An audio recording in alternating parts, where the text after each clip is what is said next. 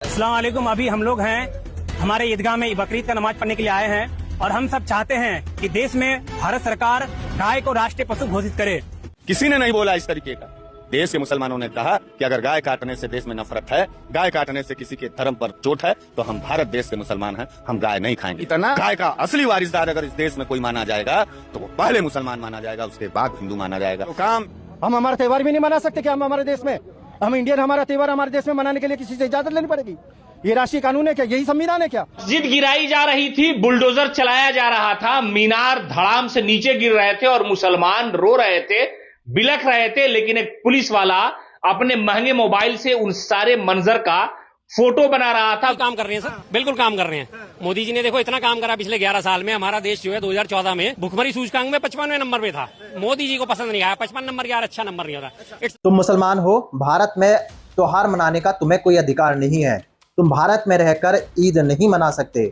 अगर ईद मनाओगे तुम पाकिस्तानी हो, जिहादी हो, बांग्लादेशी हो, गद्दार हो। इस तरह की बातें की जा रही हैं और आप सोच रहे होंगे मैं इस तरह से क्यों बोल रहा हूं और ये बातें क्यों कर रहा हूं। क्योंकि दोस्तों कुछ हिंदू संगठन एक्टिव हो चुके हैं। जब से बकरा ईद यानी ईद आई है तब से ये हिंदू संगठन मुसलमानों के खिलाफ इस तरह के बयान दे रहे हैं। आज जो मैं आपको इस वीडियो के अंदर बताने और दिखाने वाला हूं वो देखकर आप चौंक जाएंगे और आप देखोगे कैसे मुसलमानों को टारगेट किया जा रहा है। चुन चुनकर मुसलमानों की ईद खराब करने की कोशिश की जा रही है और मुसलमानों के खिलाफ कितना ज्यादा जहर आम लोगों के अंदर घोल दिया है इन नफरती चिंटुओं ने, वो सारा कुछ आप इस वीडियो के अंदर देखने वाले हो और सुनने वाले हो। शुरू का मेरा ये वीडियो देखकर आप लोग समझ चुके होंगे आज का ये वीडियो कैसा होगा और किस पे होगा, और यही वीडियो मैं आप लोगों को आगे पूरा दिखाने वाला हूं।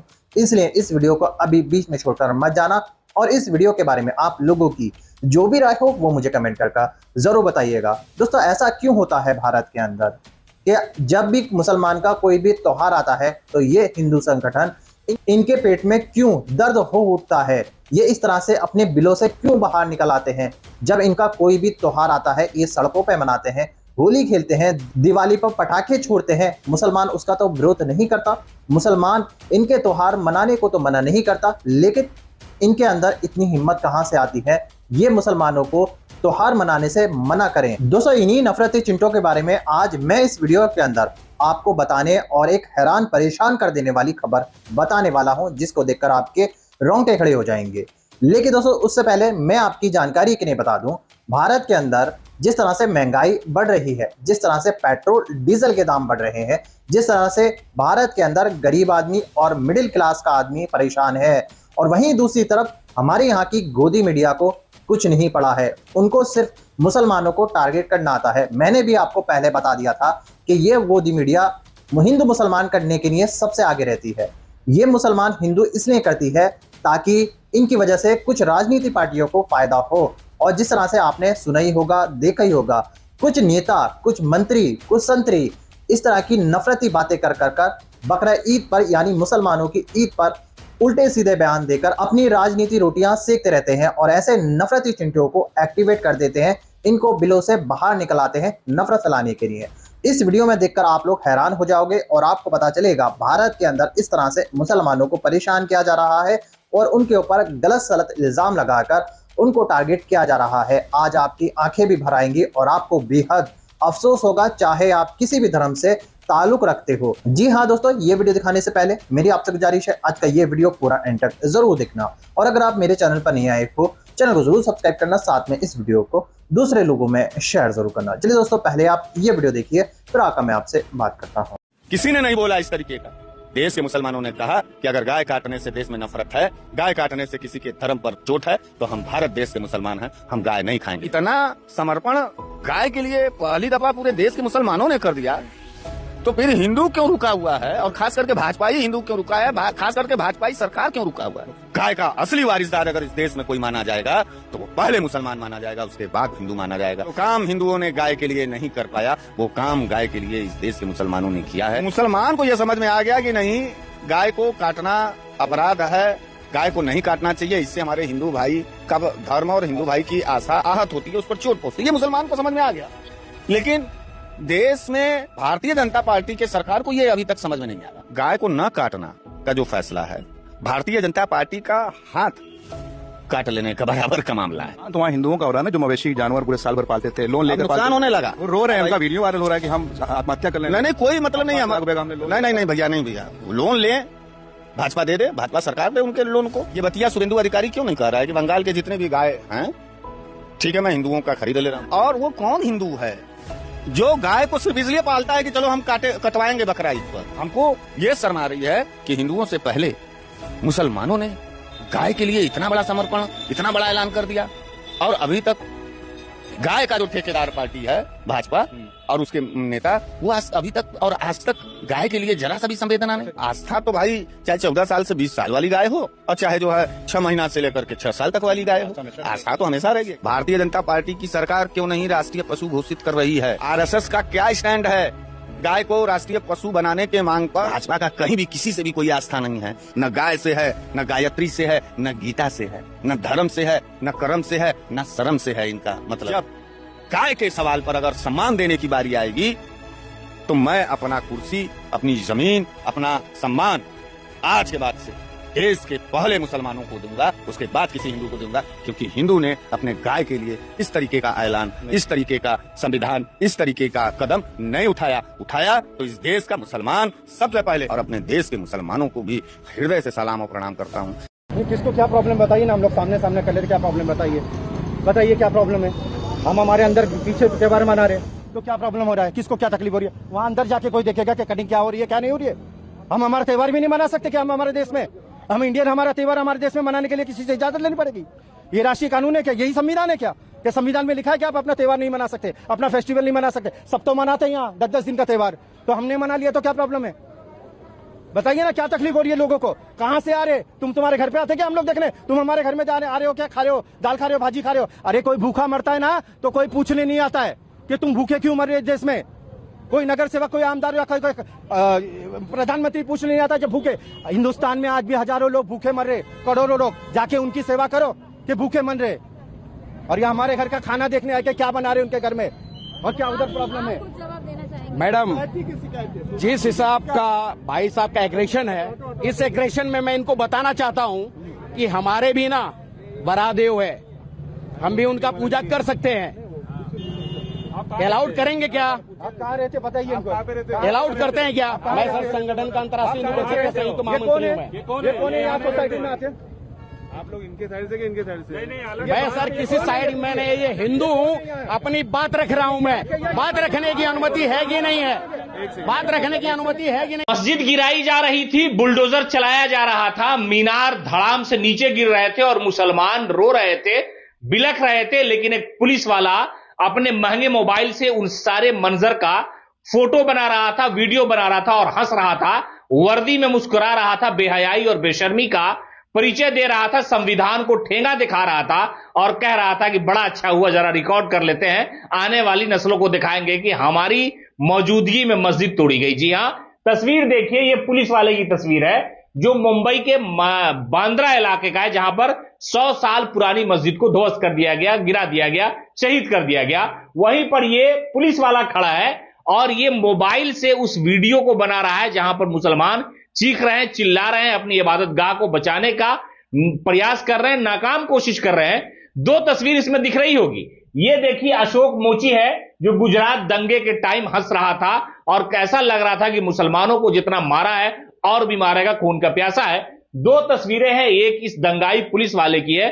सोशल मीडिया पर लोग ऐसा लिख रहे हैं और कह रहे हैं कि जब मस्जिद गिराई जा रही थी तो ये मुस्कुरा रहा था और मोबाइल में वीडियो और फोटो बना रहा था और इसे मजा आ रहा था, लेकिन वर्दी को शर्मसार किया, संविधान को ठेंगा दिखाया और ये पुलिस वाला वर्दी में मस्जिद को गिरते हुए जश्न और खुशी मना रहा है, मोबाइल में कैमरे में उस मंजर को यादगार के तौर पर रिकॉर्ड कर रहा है।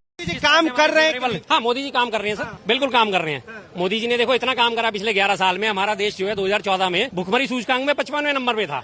मोदी जी को पसंद नहीं आया, 55 नंबर यार अच्छा नंबर नहीं होता, it's not a good figure. 55, इतनी मेहनत करी उन्होंने, आज हमारे देश को भुखमरी इंडेक्स में 111वें नंबर पे पहुंचा दिया। जय मोदी जी। उसके बाद हमारा जो है प्रेस फ्रीडम इंडेक्स में हुआ करता था 78वें नंबर पे। मोदी जी ने इतना काम करा, आज प्रेस फ्रीडम इंडेक्स में हमारा देश जो है 180 देशों की सूची में 163वें नंबर पे है। जय मोदी जी। कितना बढ़िया काम करा सर, है ना। खुशहाली के इंडेक्स में 195 देशों का इंडेक्स जारी होता है, स्वीडन उसमें पहले नंबर पे हमेशा आता है और हमारा देश करीब करीब 88वें नंबर पे आया करता था। 88वें नंबर से आज वो 135वें नंबर पे पहुंच गया। जय मोदी जी, कितना शानदार काम करा।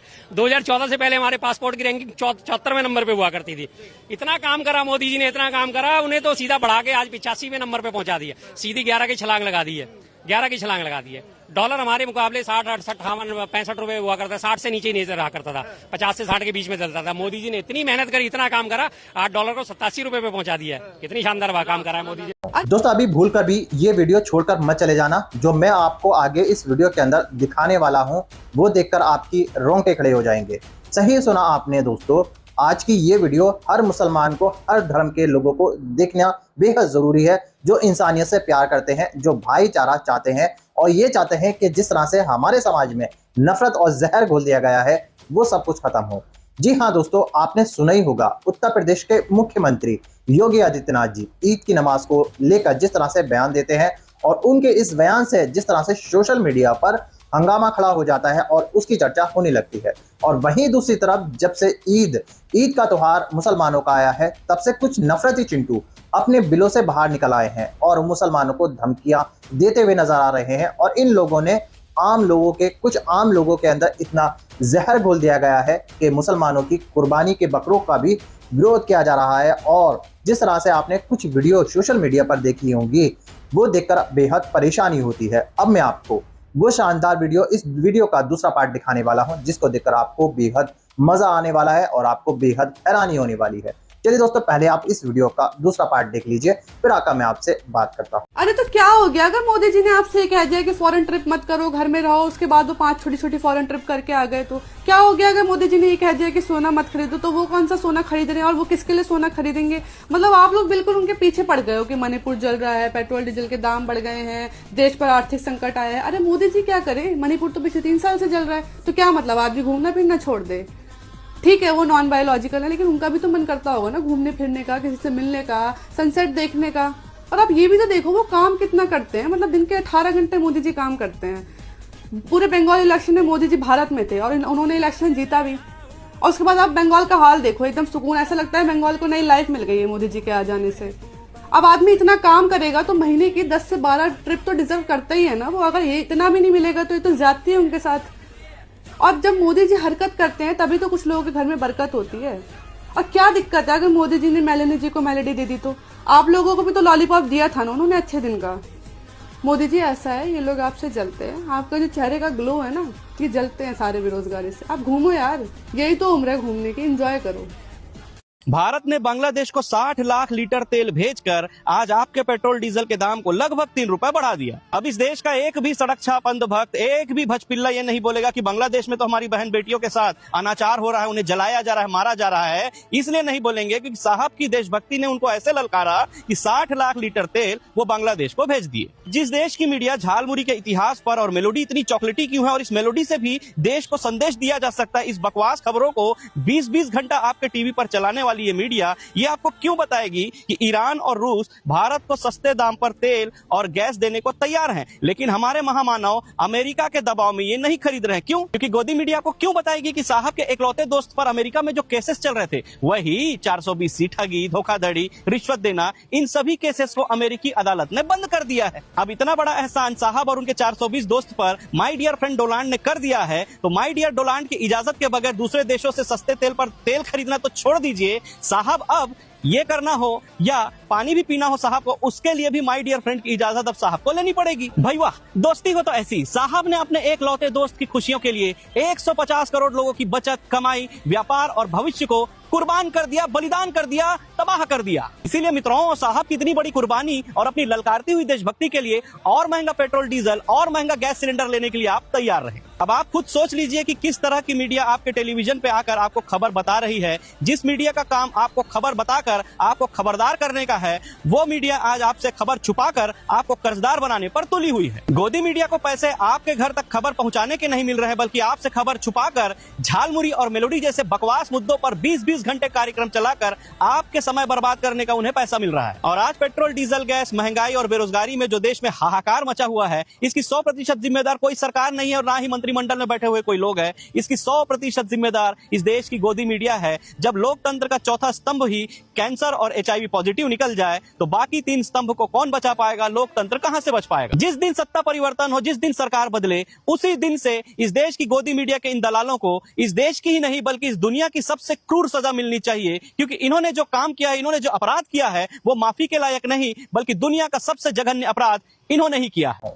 देख लिए सारे वीडियो, देख लिए ये सारे वायरल वीडियो। ये हो रहा है हिंदुस्तान में, इस तरह से मुसलमानों को टारगेट किया जा रहा है। ये किसी और का करा धराया नहीं है, ये सिर्फ सरकार का करा धराया है, क्योंकि सरकार चाहती है हिंदू मुसलमान हो, ताकि उनकी जो राजनीति रोटियां हैं वो सिकती रहे और उनको फायदा होता रहे। उनको मतलब नहीं है किसी भी धर्म से, उनको मतलब है सिर्फ पावर से, वो पावर में रहें और मुसलमानों के ऊपर जुल्म करते रहें। लेकिन दोस्तों, अब मुसलमान इन लोगों की चाल समझ चुके हैं और इनकी बातों में नहीं आते हैं, और वो नहीं चाहते कि हमारे भारत देश का, प्यारे से हिंदुस्तान का माहौल बिगड़े इन नफरती नेताओं के द्वारा, इन नफरती चिंटों के द्वारा। दोस्तों, आपने देखा ही होगा कि कुछ नेता किस तरह से राजनीति करते हैं, किस तरह से हिंदू मुसलमान कर अपने आप को फायदा पहुंचाते हैं और उनका साथ देते हैं ये नफरती चिंटू, जिन लोगों का नाम आप अच्छे से जानते होंगे। दोस्तों, कुछ लोगों ने ऐसी नफरत फैलाने के लिए कुछ संगठन बना लिए हैं जिनका नाम है हिंदू रक्षा दल, गौ रक्षा दल, और ऐसे कई संगठन हैं जो मुसलमानों को परेशान करने के लिए बनाए गए हैं। लेकिन दोस्तों, आपकी जानकारी के लिए बता दूं, मुसलमानों ने भी अब इन लोगों के मुंह पर करारा दमाचा मारा है और इनकी दुकानें बंद कर डाली है, और ये ना चाहते हुए भी ये नफरती चिंटू मुसलमान का साथ देने के लिए मजबूर हो चुके हैं। जी हाँ दोस्तों, मुसलमान ने भी सरकार से ये अपील की है कि जो गौ माता है, गौ है, गाय है, उसको राष्ट्रीय पशु घोषित की जाए। जी हाँ, जब से ये अपील मुसलमानों ने की है, जब से ये वीडियो सोशल मीडिया पर वायरल हो रही है, तब से ये जो हिंदू संगठन है वो परेशान है और सोचने पर मजबूर हो चुके हैं। लेकिन दोस्तों, ये बात देखकर हमें बेहद अफसोस होता है कि हमारे देश भारत का ऐसे नेताओं ने क्या हाल कर दिया है। इन लोगों को दिखाई नहीं देता, यानी आम लोगों को ये दिखाई नहीं दे कि भारत के अंदर महंगाई बढ़ रही है, इसलिए ये मंदिर मस्जिद करते हैं। जब भी भारत के अंदर कोई परेशानी बढ़ती है, महंगाई बढ़ती है, तो ये नेता, ये नफरती लोग ये बाहर निकल आते हैं और हिंदू मुसलमान करने लगते हैं, और इनका साथ देती है हमारे देश की मीडिया, जो सबसे महान है, जिनको हम सब गोदी मीडिया के नाम से जानते हैं। दोस्तों, सारा देश का माहौल इसी मीडिया ने खराब कर रखा है, क्योंकि ये लोगों के पास सही जानकारी नहीं देती। दोस्तों, ऐसी वीडियो के बारे में आप लोगों की क्या सोच है? आप लोग क्या सोचते हो ऐसी गोदी मीडिया के बारे में? आप मुझे कमेंट करके जरूर बताइएगा। और जिस तरह से मोदी जी, हमारे प्यारे मोदी जी, अपनी पार्टी में प्रधानमंत्री के तौर पर फेल हो चुके हैं, जिस तरह से लोग उनका विरोध कर रहे हैं, उनके बारे में आप लोग की क्या राय है वो मुझे कमेंट करके जरूर बताइएगा। दोस्तों, आज की वीडियो में बस इतना ही। मैं फिर मिलूंगा ऐसी ही दूसरी वीडियो के साथ। तब तक के लिए सलाम, नमस्ते, जय हिंद।